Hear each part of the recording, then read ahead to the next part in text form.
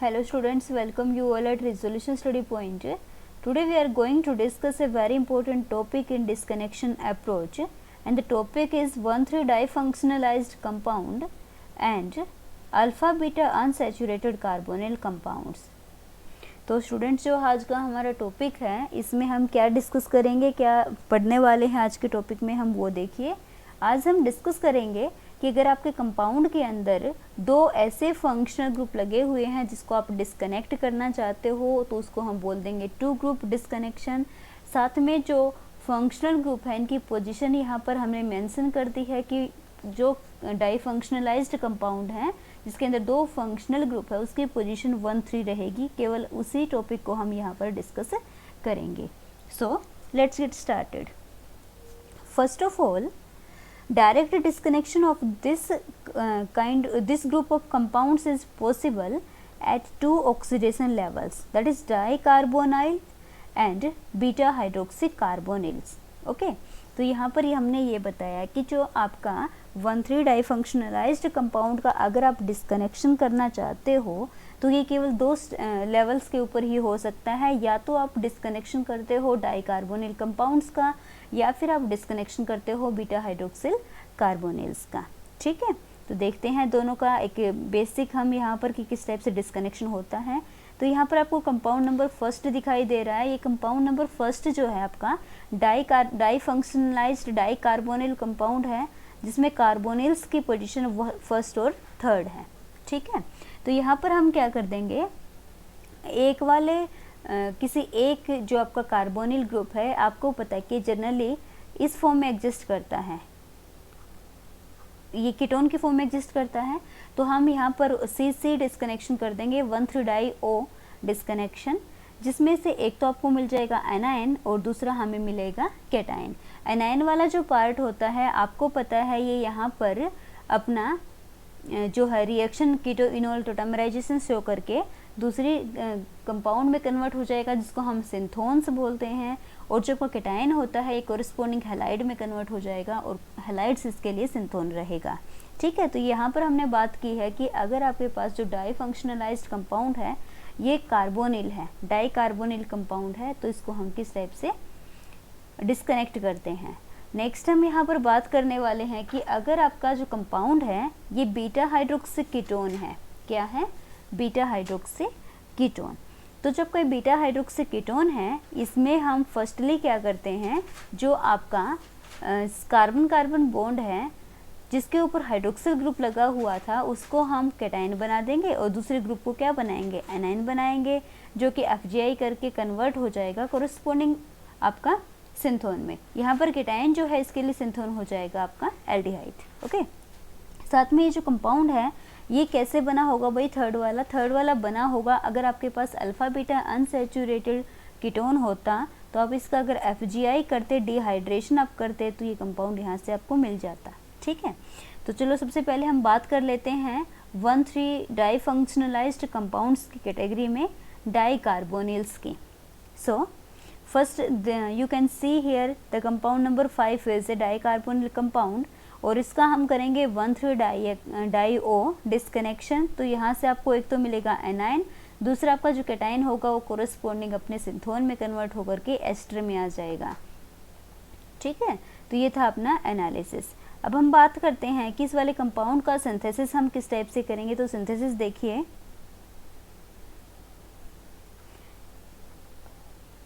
Generally जो अभी हमने एनालिसिस वाली रिएक्शन देखी थी वो वाली रिएक्शन उसको हम कैरी करवाते हैं। This reaction can be carried out by combining ketone with the ester and a strong ester के साथ रिएक्शन करके हम उसकी रिएक्शन करा देंगे ताकि हमारा जो रिक्वायर्ड प्रोडक्ट था वो आपको मिल जाए। बात करते हैं सिंथेसिस की। तो फर्स्टली जो भी हमारे पास एल्डिहाइड आया था कोरिस्पोंडिंग कीटोन जो भी था आपका, उसकी आप किसी जो एल्कोक्साइड आयन होता है उसके साथ रिएक्शन करा दीजिए। बेस क्या कर लेगा, प्रोटॉन को ऑब्स्ट्रक्ट कर लेगा और यहाँ से आपको कीटो जो फॉर्म थी वो इनोल में कन्वर्ट होकर के आपको मिल जाएगी। और जो इनोल फॉर्म है ये इनोल का अटैक होगा दूसरे एस्टर के ऊपर जो कि हमारा दूसरा सिंथोन था, और एस्टर के ऊपर रिएक्शन करने के बाद यहाँ पर आपको कोरिस्पोंडिंग आपका प्रोडक्ट मिलेगा। अगेन आपने बेस यूज कर लिया है तो बेस फिर से प्रोटॉन को रिमूव कर लेगा, डबल बॉन्ड की फॉर्मेशन होगी, O नेगेटिव जाएगा, ये O नेगेटिव फिर से H पॉजिटिव को लेगा और जो भी आपका स्टार्टिंग टारगेट मटेरियल था वो आपको यहाँ पर मिल जाएगा। ठीक है, ऐसे ही 1,3-डाइएक्स का एक और एग्जांपल हम यहाँ पर देखते हैं। तो देखिए जैसे यहाँ पर आपके पास ये 1,3-डाई कार्बोनिल कंपाउंड में हमने एक तो लिया है कीटोन, दूसरा लिया है कार्बोनिल, सॉरी एस्टर, दूसरा क्या है एस्टर। तो यहाँ पर 1,3-डाइएक्स डिस्कनेक्शन कर देंगे तो आपको एक तो कोरिस्पोंडिंग मिलेगा एस्टर, दूसरा मिलेगा इनोलिक फॉर्म। ठीक है, अब जो ये आपकी इनोलिक फॉर्म थी इससे हम इसको सिंथेसाइज कर सकते हैं कि जो आपका एस्टर था उस एस्टर की हम बेस से रिएक्शन करा देंगे और जो भी आपका टारगेट मटेरियल था ये आपको मिल जाएगा। अब हम बात करते हैं एक नेक्स्ट कंपाउंड के सिंथेसिस डिस्कनेक्शन की, जो कि है अपना पाइवल। और पाइवल जो है ये एक रेड पॉइजन कंपाउंड है, इसका हम रेड के पॉइजन के लिए यूज़ करते हैं। अब देखिए इसका हम कैसे डिस्कनेक्शन करते हैं, रिएक्शन से ये हमें समझ में आएगा। तो ये आपके पास पाइवल कंपाउंड है, क्या है कंपाउंड पाइवल, दिस इज योर पाइवल। ठीक है, अब देखो जो पाइवल है यहाँ पर, इस पाइवल का हम कर देंगे डिस्कनेक्शन। अब इसके डिस्कनेक्शन के लिए हमारे पास 2 स्टेप अवेलेबल हैं। फर्स्ट वाले स्टेप में यहाँ पर भी कार्बोनिल आपको दिख रहा है, इस कंपाउंड में 3 कार्बोनिल कंपाउंड है। तो आप या तो जो रिंग वाला कार्बोनिल है उसको रिमूव करो या फिर जो साइड जो चेन है उसके कार्बोनिल को रिमूव करो। तो यहाँ पर हमने कर दिया 1,3-डाई-O, साइड जो आपका कीटोनिक ग्रुप था उसको रिमूव किया है तो आपको कोरिस्पोंडिंग एनाइन ये मिलेगा। लेकिन अगर आप एक रिंग को करते हो तो रिंग ओपन हो जाएगी और कोरिस्पोंडिंग प्रोडक्ट आपको जो कंपाउंड होगा आपका, ये आपको जो आपका थैलिक एसिड होता है उसी का एस्टर आपको मिल जाएगा। ठीक है, अब बात करते हैं सिंथेसिस की। तो सिंथेसिस जो है इसका वो आपको, अगर आपका जो कंपाउंड नंबर 10 है, प्रोसेस जो 10 वाले कंपाउंड से अगर आप इसको सिंथेसाइज करते हो तो ये वाली कंडीशंस आपके लिए इजी भी रहेंगी, क्योंकि ये ऐसा हमें लगता है। ठीक है, क्योंकि यहाँ पर देखिए आपके पास जो रिएक्शन कंडीशन है यहाँ पर डायरेक्ट साइक्लाइजेशन हो जाएगा और साइक्लाइजेशन होते ही आपको आपका टारगेट मटेरियल मिल जाएगा। So the synthesis often occurs cyclisation and this reaction is easier. तो सिंथेसिस में हमने क्या किया, जो अपना बी वाला जो पोर्शन था, जिस बी वाली जो प्रोसेस थी उसमें जो आपका थैलिक एनहाइड्राइड, थैलिक जो एस्टर आया था उसकी हमने रिएक्शन करा दी कोरिस्पोंडिंग कीटोन के साथ बेसिक मीडियम में। बेस से क्या करेगा, यहाँ से प्रोटॉन को अब्स्ट्रैक्ट करेगा, ऑक्सीजन पे नेगेटिव चार्ज जाएगा, इनोल बनाएगा, उस इनोल का किसी कार्बोनिल पे अटैक दिखाएंगे तो जो आपका टारगेट मटेरियल था पाइवल ये आपको यहाँ पर मिल जाएगा।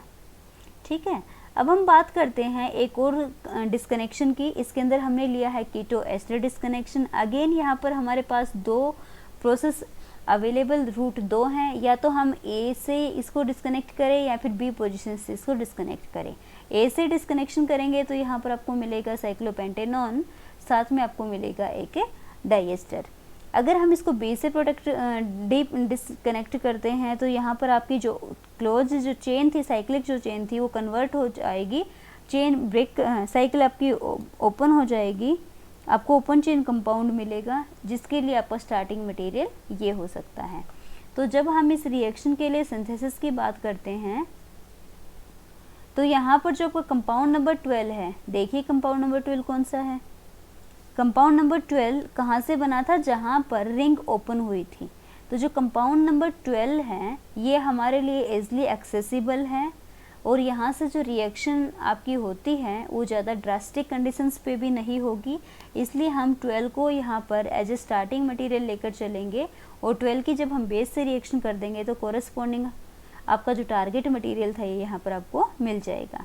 ओके, अब हम नेक्स्ट बात करते हैं एक और 1,3-डाइकार्बोनिल कंपाउंड्स के एग्जाम्पल की। तो इसमें ये आपका कंपाउंड हो गया है, देखिए इस कंपाउंड में क्या दे रखा है, आपका कीटोन है और थर्ड पोजीशन पे आपका जो फंक्शनल ग्रुप है ये क्या है, अमीन वाला है और एक आपका ये कीटोन वाला है।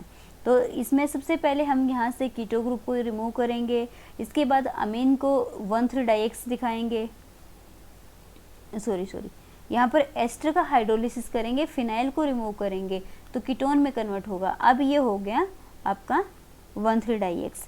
अब फिर अमीन यहाँ से निकल जाएगा और कंपाउंड आपका जो कंपाउंड है किस में कन्वर्ट हो जाएगा भाई, कंपाउंड नंबर 15 में, जो कि आपका एक क्रॉस कॉन्जुगेटेड कंपाउंड है।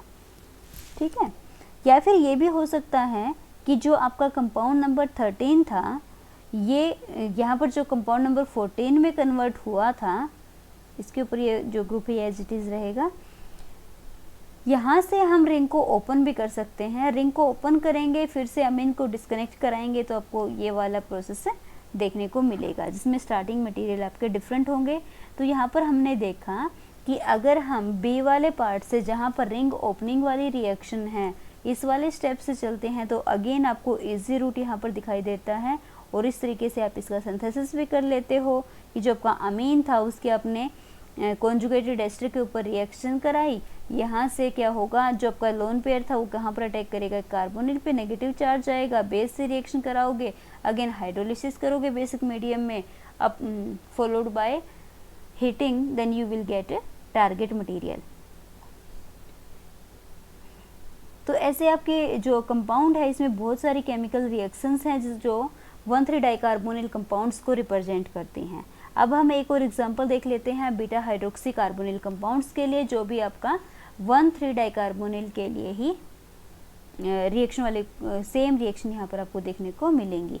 तो देखिए कंपाउंड नंबर 19 है आपके पास, इसमें अगेन 1,3 डिस्कनेक्शन करोगे तो आपको एक कोरिस्पोंडिंग एनाइन मिलेगा, साथ में कोरिस्पोंडिंग कैटाइन भी आपको मिल जाएगा।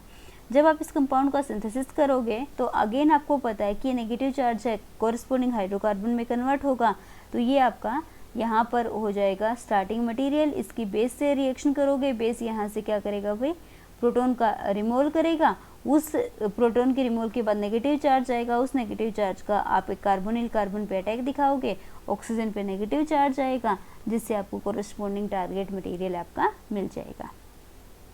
ठीक है, ये आपको देखने को मिलेगा। अगेन आप देखिए आपके पास एक कंपाउंड नंबर 20 है, जो कि आप स्क्रीन पे देख सकते हो। इस कंपाउंड नंबर 20 का जब हम FGI करेंगे और रिडक्शन कर देंगे, तो FGI करने से और रिडक्शन करने से दोनों में से एक हाइड्रोक्सिल ग्रुप जो कि आपका मोर रिएक्टिव होगा, जो यहाँ पर आपका सेकेंडरी वाला रहेगा, ये रिड्यूस हो जाएगा।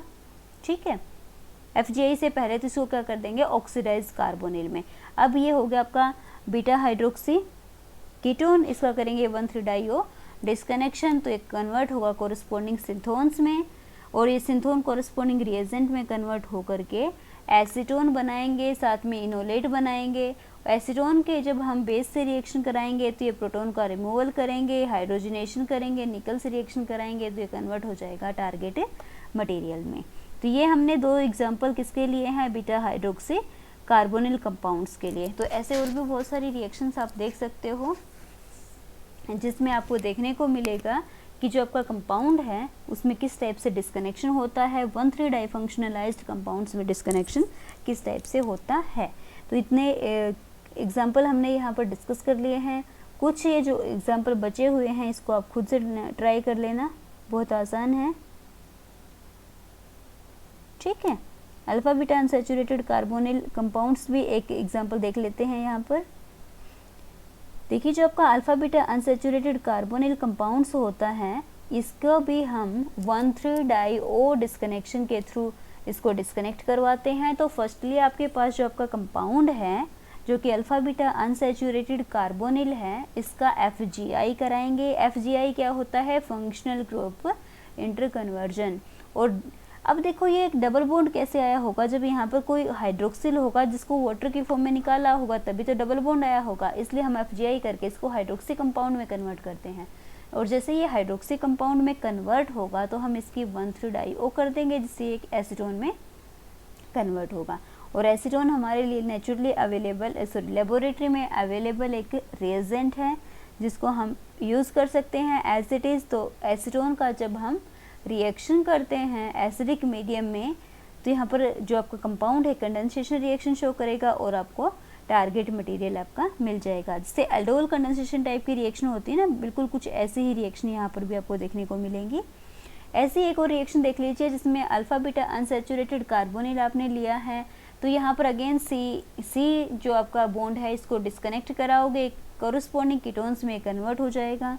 ठीक है, बिल्कुल सेम रिएक्शन आपको एक और भी दिखाई दे रही है। यहाँ पर क्या करोगे, again C double bond C disconnection करा दोगे, कोरिस्पोंडिंग रिएजेंट्स आपको मिलेंगे जो कि नेचुरल लेबोरेटरी में अवेलेबल होंगे। अगेन इन जो आपका स्टार्टिंग मटेरियल था इसके आप बेसिक मीडियम में रिएक्शन कराओगे तो जो आपका प्रोटॉन था वो प्रोटॉन यहाँ से निकल जाएगा और नेगेटिव चार्ज इसके दूसरे मॉलिक्यूल पे अटैक करेगा कार्बोनिल की कार्बन पर, और यहाँ से कंडेंसेशन टाइप की रिएक्शन होगी जिससे आपको टारगेट मटेरियल मिल जाएगा। तो ये यहाँ पर हमने डिस्कस किया है कि जो आपके 1,3 डाइकार्बोनिल्स कंपाउंड होते हैं, चाहे वो हाइड्रोक्सी हो चाहे वो अल्फा बीटा अनसैचुरेटेड हो, इन सब के अंदर किस टाइप से डिस्कनेक्शन होता है। बेसिकली हमने यहाँ पर डिस्कस किया है 1,3 डाइफंक्शनलाइज्ड कंपाउंड को। तो ऐसे ही फ्लोशेल आपके पास एक ड्रग यहाँ पर दे रखी है, सॉरी परफ्यूम यहाँ पर दे रखा है फ्लोशेल, और इसका भी डिस्कनेक्शन आप यहाँ पर कर सकते हो। बिल्कुल इजी सी रिएक्शन है। तो ये हमारा टॉपिक यहाँ पर कंप्लीट होता है।